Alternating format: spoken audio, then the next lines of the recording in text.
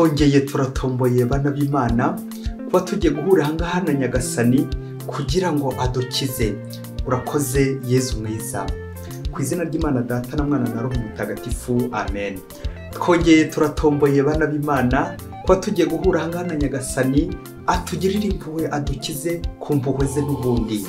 Ku izina ry'Imana Data na Mwana na Roho Mutagatifu, amen. Amahoro bana b'Imana, dusange Yezu ugira umutima utuza kandi woroshya, maze aduhe ituze, aduhe n'amahoro.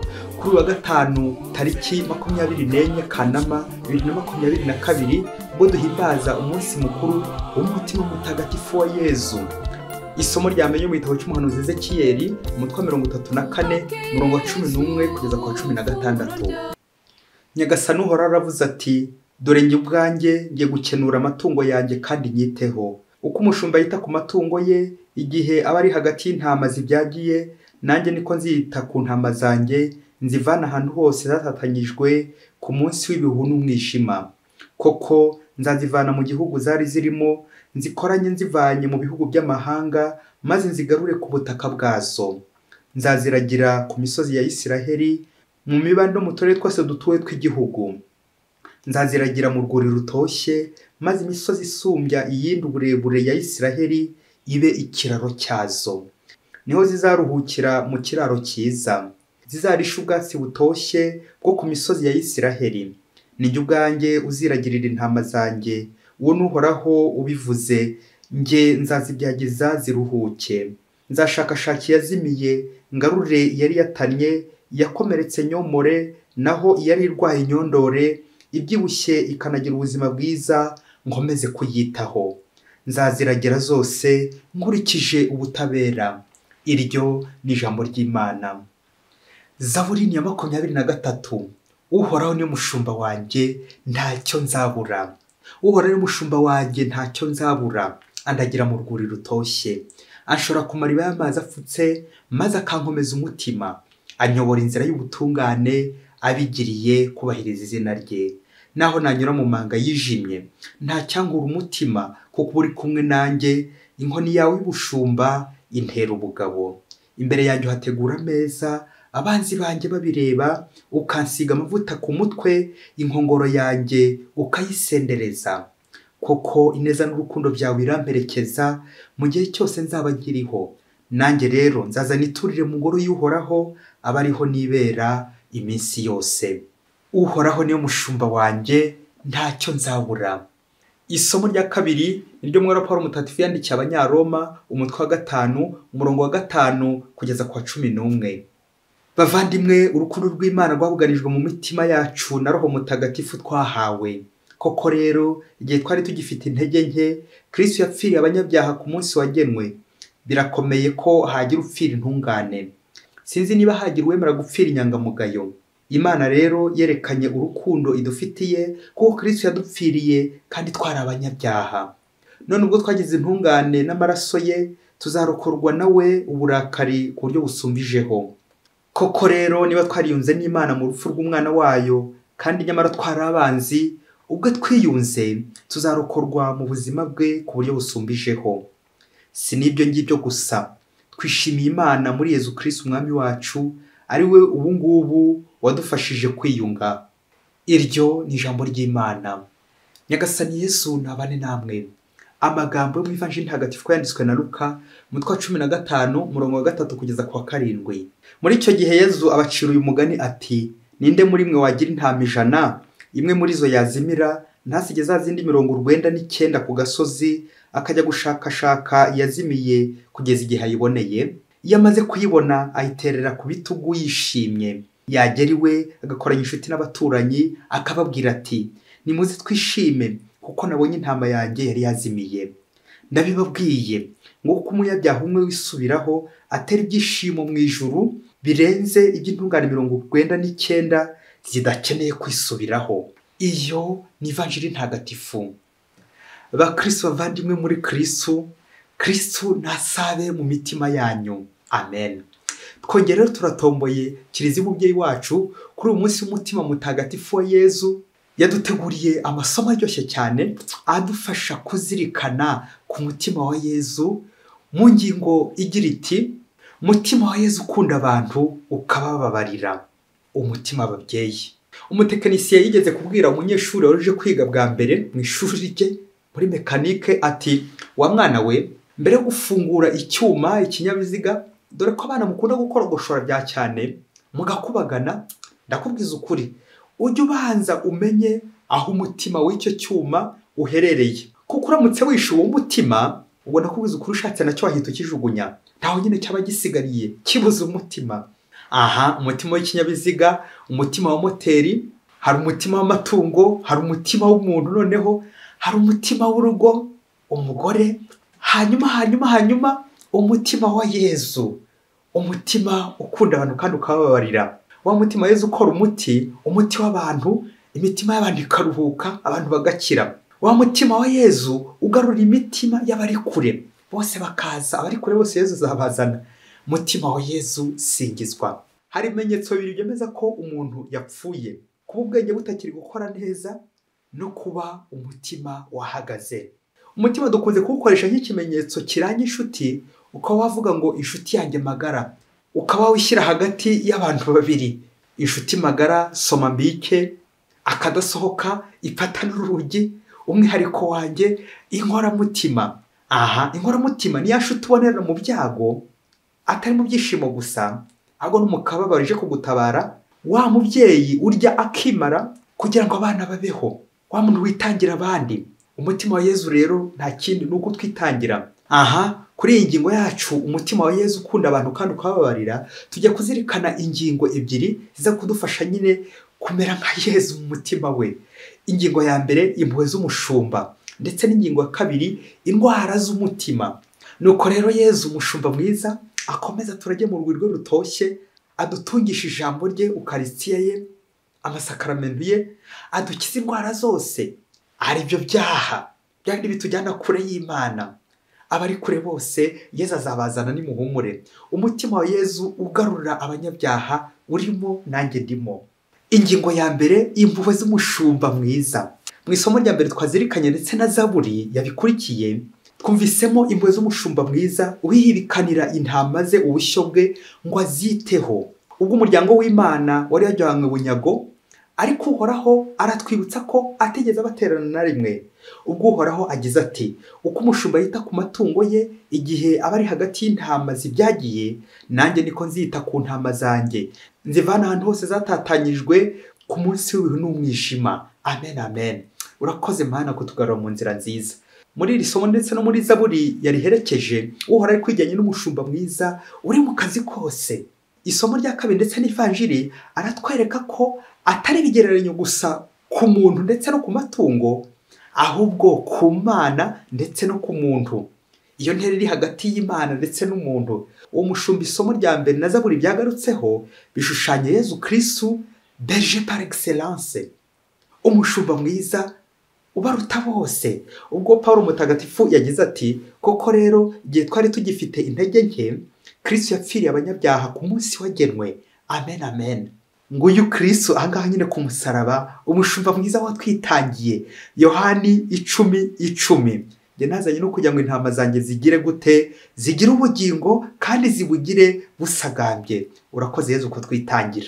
Ariko tujye tunibaza, ninde muri twebwe umuntu yahemukira? Reka dufate urugero rw'umurozi. Umurozi agakurogera, nuko wamugera imbere wenda yaguye nko mu rwobo, ukaba wamutabura ukamukuramo, cyangwa aho wasiga umutabye kugira ngo ejo atazagaruka nkongera kurogera abandi basigaye. Nawe tekereza kuri Kristo umushumba mwiza, we upfira abagome kugeza n'ubwo yabari abishiwe ku musaraba. Dawe bari kuko batazi icyo bakora. Wa mutima w'impuhwe wa Yezu Kristo no ku musaraba no mwibabara rye, kuko Yezu arababara kugira ngo tubabarire twebwe abanyabyaha. Iyi vanjiri y'uyu munsi iratwereka neza Kristo Yezu witanga kugeza nubwo yibagirwa ubwe. Nubwo bagarutse ku bigereranyo by'intama, nanone intama nyinshi umushumba asiga akajya gushaka imwe gusa yazimiye. Ntago rero ari uko Kristo ari umuswa mu mibare, muri calcule, muri matematike. Ntago wewe ko ziriya 49 arizo nyinshi cyane. Harabagira ngo nta mibare Yezu azi, ngo agiye kwiteza igihombo. Za calcule zacu babyeyi, aho umuntu ahomba undi akabona ibintu. Yezu arashaka kutwumvisha ko atamera nk'abantu bo baba biteze inyungu za mirenge, le materialiste que nous sommes, za karikire zacu, ngo natamba iki nanjye sinzamuha iki. Ahubwo ivanjiri y'impuhwe irashaka kutwereka agaciro gahambaye Yezu aha ikiremwa muntu, by'umwihariko umunyabyaha, wa wundi twatereranye, wa wundi twashyize muri klaseri, nanjye kuvuga muri piberi tukamujugunya. Yezu uwo nguwe aramutora, ubundi akamutaka, akamutonesha, kabone n'ubwo yaba umusazi, umurozi, umwicanyi, umugome. Yezu ntiyumva n'uwo munuko. Yezu ntamukuraho amaboko nkuko abantu tubigenza kubera inyungu tuba twiteze, le materialiste que nous sommes. Nuko tukajugunya abandi, abatugiriye nabi, abaduhemukiye, tukanabakuraho amaboko. Yewe kwa Yezu ubuzima bw'umuntu uhindutse ufite agaciro gahambaye imbere y'Imana. Ab'ijuru barishima ubwo Yezu yagize ati, nguko umunyabyaha umwe wisubiraho azatera ibyishimo mu ijuru birenze iby'intungane 99 zidakeneye kwisubiraho. Amen, amen. Iyo naje gusenga sinisubireho babaza Yezu, nanjye mba ni muri 99 badakeneye kwisubiraho. Nguko uko bamwe badamaraye ngo barashyitse bakaba benshi sans effort, nta mbaraga bashyira mu by'Imana, batongera ukwemera kwabo ngo bagukomeze. Nyamara tujye tuzirikana ko nta buzima butagira effort, nta kintu wageraho utiyushya kuya ngo kibe cyiza. Nguko rero kwihata inzira y'ijuru, ni muhati birenge inzira y'ijuru. Byo mutagatifu yani Maria Vianney yavuze ati, so umunyabyaha ushaka Imana ngo imukize, ahubwo aka kantu mugakurikiye neza ababyeyi, ahubwo ni Imana yiruka ku munyabyaha kugira ngo imukize. Ngibi Yezu akoze aha ngaha muri ivanjiri, akanyiruka ngiye umunyabyaha kugira ngo agire gute, ankize, angarure mu murongo w'abana b'Imana, ngarure mu rwuri. Ibi nibyo Yezu akora, agatera intambwe 99 aza dusanganira, agashaka ko natwe twatera kamwe, nge nawe tugatera kamwe byibuze zose zukuzura 100. Yezu akabona kungiza, nawe akabona kugukiza. Ariko birababaje, Yezu hari ugatera izo zose, ariko nge ngakomeza kumubabaza, nta na kamwe ntera. Byaba bibaje naba ngeze kuri. Ese koko ni ryari nako kamwe kananira? Yibaze nanjye nibaze. Ingingo ya 2, les maladies cardiaques, by'ijambo ry'ikilatini cor cordis, umutima, indwara z'umutima. Yezu rero ababara igihe yataye 99, wowe na kamwe kakakunanira, kagatambwe kamwe. Ibyo rero babaza Yezu, Yezu akabara, Yezu akarwara, ariko yiteguye none kuza kumbabarira, gukubabarira. Ariko Yezu yarwaye akababara, burya n'ibyo bihomberamo, kuko mbura amahirwe y'ijuru, nkaba narwara umutima ngo urupfu, nirinze kuvuga umuvumo. Bakristo bavandimwe, umutima niyo santere y'ubuzima. Abahanga mu binyabuzima, by'umwihariko mu buzima bw'umuntu, bemeza ko umutima, kandi niko binameze koko, umutima niyo santere y'umubiri, n'izingiro ry'ubuzima, wahandi nyine utagomba gukora uko ushaka hato utaza gupfa. Umutima ni pompe y'amaraso. Umurimo w'ibanze w'umutima ni ugusakaza amaraso mu mubiri wose. Amaraso yose atambuka mu mutima, nawe ukawasakaza umubiri wose. Nuko umutima ugaha umubiri oxygene n'izindi ntungamubiri zose ukeneye kugira ngo utunganye neza nyine ayo maraso. Abanga mu buzima rero bw'umubiri w'umuntu bavuga ko kugira ngo amaraso asakare umubiri wose abanza kunyura mu mutima. Uko niko umutima wakira kandi ugasukura amaraso ukabona kuyohereza mu mubiri wose. Uko umutima ubereye umubiri moteri na centre, izingiro, nako umutima wa Yezu ari santere y'ubuzima bwacu. Iyo nababaje Yesu ninjye uba wibabashe. Umutima wa Yezu wakira imvune zose, wakira imitwaro yacu, ukayoroshya, ukakira ibyaha byacu, kabone ubwo byabiremereye, kugira ngo twebwe tutaremererwa. Yezu agashira, twebwe tugashisha. Yezu akababara, twebwe tukababarirwa. Yarangiza Yezu akatugabira, nk'uko umutima ugaba amaraso, na Yezu akagabira buri wese akurikije ibyo akeneye. Iyo amaraso yageze neza mu mutima, bifasha umutima kuyatunganya neza. Ni nako hari abantu benshi iyo bibwirije bagasanga Yezu bakamutura ibibazo byabo, imiruho ndetse n'ubuzima bwabo bwose barimo, Yezu arabaruhura, kuko Yezu niwe karuhura. Yezu abasubiza ubuzima, Yezu arabagaburira, ngo wa mutima uje urukundo, umushumba mwiza uyibikana intama ze kugira ngo azigarure mu rwuri. Amaraso ubwayo asobanura ubuzima, urukundo. Hari indwara ebyiri rero z'ingenzi tujye kugarukaho zikunze kwibasira umutima, les maladies cardiaques, ni hypertension na hypotension. Hypotension, hupo, ni igihe amaraso abaye makeya nta muvuduko afite, ndetse na hypertension ni umuvuduko ukabije w'amaraso. izi ndwara iyo zakwibasiye zikoresha umutima wawe nabi, ndetse hakazaboneka n'ibindi byurizi byinshi cyane. Izi ndwara ebyiri ku mutima no ku mutima wa Yezu zirawubangamira. Byumvikane iyo umutima urwaye burya n'umubiri wose burya urwaye, kuko ni santere nyine. Ipotansiyo niba abantu bakunda Yezu gake, iyo bigoye mu buzima bwabo kumuvuga, kumusanga, kumugeraho, kumwegera, niba mushyikeho. Niba uzasanga umuntu nta tubaraga agira, ameze nk'igihunda, yagwa mu nzira umuyaga wamuhuha agahita agwa, akaba yanakwitura hasi. Kubera iki? Nta mbaraga afite, ameze nk'urwaye bwaki kuri roho. Iry'Imana shwi. Naho ku bwa kabiri hypertension, twagereye n'umuntu wa wundi w'agahararo, ukunda Yezu by'agahararo, ukavuduka mu by'Imana kubera agashyuhara ndetse n'ifemba. B'abakristo b'igihururu, nanjye kuvuga abandi bo ku cyumweru gusa, babandi baza kubera ko babakweze bakavuduka, bakaza kuri pressure kubera inyungu bategereje kuri Yezu, ariko nanone zarangira bagatambuka nyine bakavuduka. Ese wo mubyeyi, izi ndwara nturazirwara? Nturazirwaza? Ntawe uzi se uzirwaye ngo umurwaze? Ibaze nanjye nibaze. Ngo umunsi umwe hirya kure cyane muri Afurika, terelwe umukristo wakundaga Imana, akitabira iby'Imana, agakunda gusenga, ndetse yari ari mu bicaraga nko ku ruhimbi, mbese ari uw'indani pe. Ariko akaba yari afite maladie cardiaque, indwara y'umutima, akenshi yamuteraga urwango, akanga cyane cyane aho badahuje ubwoko. Nirinze kuvuga ko yari raciste voire extremiste affiché, ariko ngo agakunda gusenga, agakora n'umurimo w'Imana w'itorero. Ku buryo b'iki kibazo ababyeyi ngo batari bahuje ubwoko, ngo batari kugenda mu nzira imwe, ubwo gusangira byo ubanza bitari no gukunda. Ngo n'igihe yabaga yicaye mu nzu y'Imana, ubwo ari gusenga nyine, ngo yakebuka akabona uwo bicaranye badahuje ubwoko, ngo agahita asohoka, ngo ugiye kwiyatsamura hanze, ubundi akajya guca umuti wamperezayo akitahira.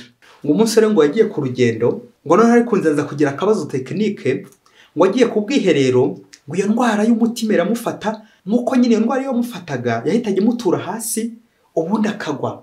Nuko ngo ageze ku bwiherero, bya bindi by'uko nyine nyakibi atarara bushyitsi, umutima uhita umufatira aho ngaho, agwa aho ngaho.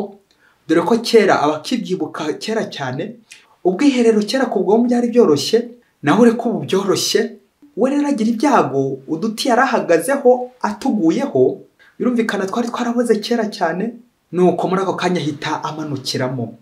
Ubwo inshuti ze bari bari kumwe bumvise ikintu kikubise imbere, bamwe bakizwa n'amaguru ngo amaraso ataza kubatarukira, ngo hato bataza kubabeshyera ko ari we wamutuyemo.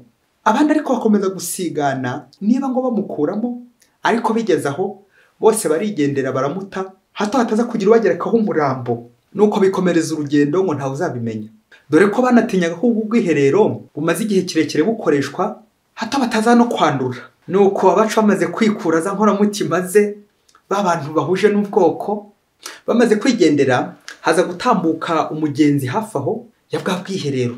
Yumva amatwi hari nk'umuntu uri kunihira muri urwo rwobo, maze muri ako kanya afata isitimu, itoroshi, aragenda aramurika.